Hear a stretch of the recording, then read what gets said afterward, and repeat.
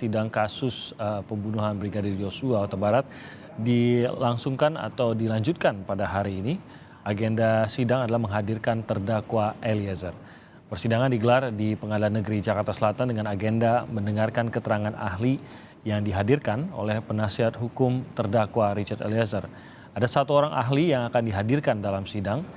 Sementara pada hari Selasa besok, sidang akan mengagendakan mendengarkan keterangan ahli yang dihadirkan oleh pihak terdakwa Ferdy Sambo dan Putri Chandrawati.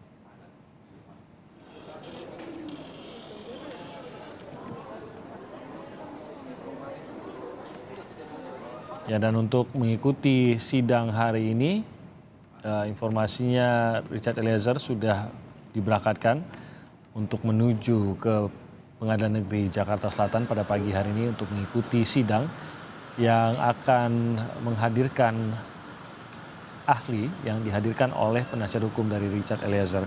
Tentu dari opini ataupun keterangan dari ahli yang sengaja dihadirkan oleh penasihat hukum ini diharapkan oleh penasihat hukum bisa menguntungkan bagi Richard Eliezer untuk menggambarkan bagaimana sebenarnya peran Richard Eliezer dalam kasus pembunuhan Brigadir Yosua. Sampai saat ini argumentasinya memang bahwa Richard Eliezer ini hanya menjalankan perintah yang diberikan oleh Ferdy Sambo untuk menembak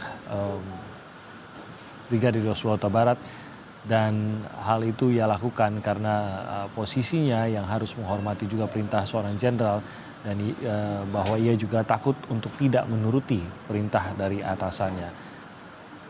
Bagaimana keterangan dari ahli bisa menguatkan posisi tersebut bagi Richard Eliezer, tentu nanti kita akan dengarkan dalam sidang yang akan berlangsung pada pagi hari ini di Pengadilan Negeri Jakarta Selatan.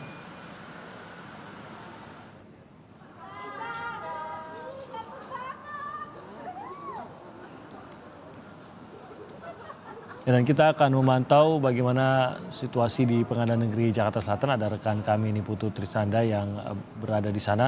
Putu, selamat pagi.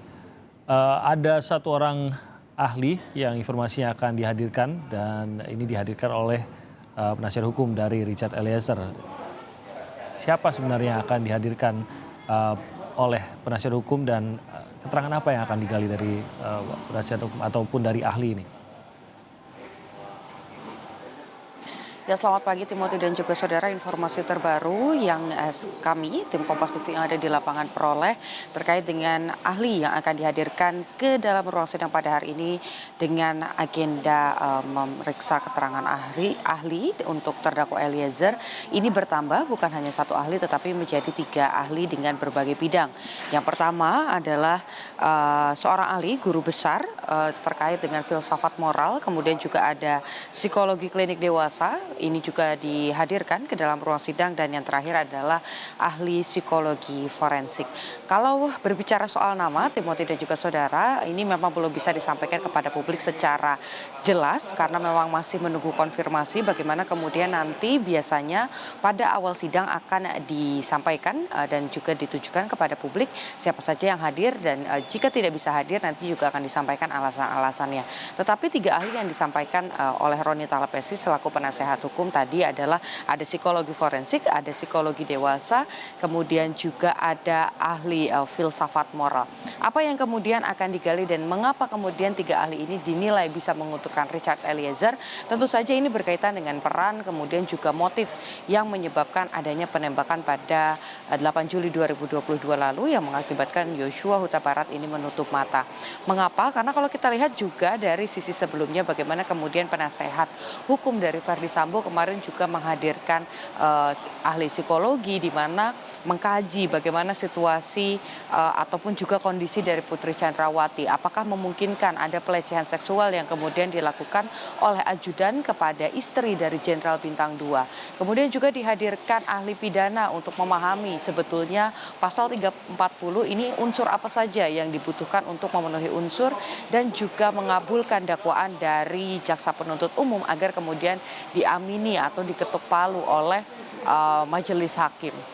Kalau kita lihat perbandingannya dengan ahli yang kemudian dihadirkan oleh Richard Eliezer melalui penasehat hukum, ini juga tidak jauh berbeda. Bagaimana kemudian ada ahli forensik, ini berkaitan dengan luka-luka dan juga senjata yang ada pada tanggal 8 Juli 2022, di mana Richard Eliezer sampai saat ini masih mengaku hanya menembakkan 4 senjata saja, maksud kami 4 peluru saja ke arah Yosua pada tanggal 8 Juli 2022, dan itu tidak mematikan karena menurut keterangan Richard Eliezer masih ada suara dari Yosua pada saat itu, tetapi ketika Verdi Sambo menembak ini sudah tidak ada suara lagi, artinya tembakannya mematikan. Nah, ini yang nantinya akan digali, tetapi kita tidak boleh berandai-andai karena kita masih harus menunggu nanti pada pukul 10.00 waktu Indonesia bagian Barat. Timothy, sidang rencananya akan dimulai.